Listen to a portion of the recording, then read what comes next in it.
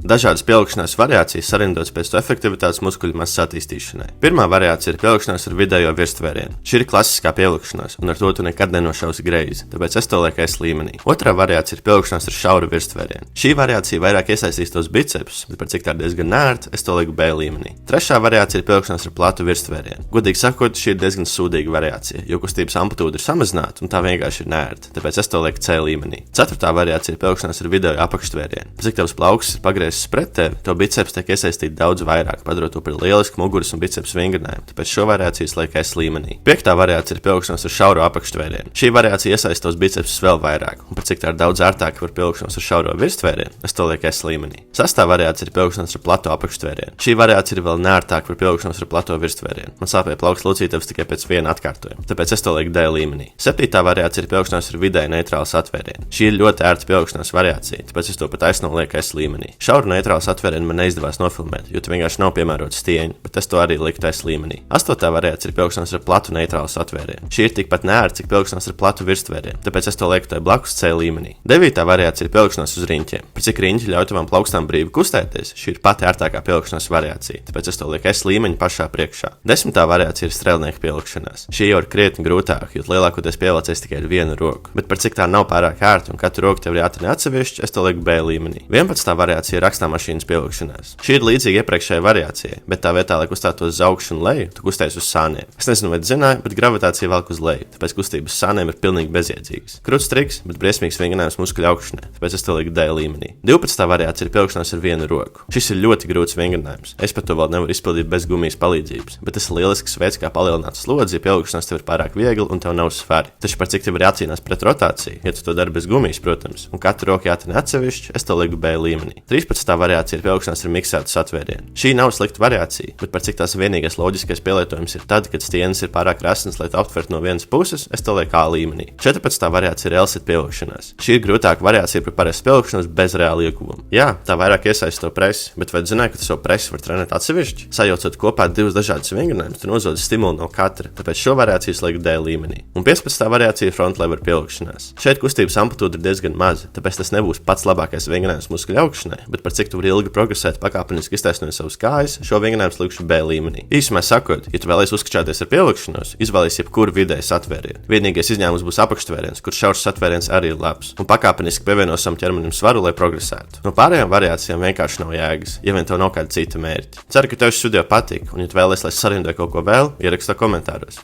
Čau!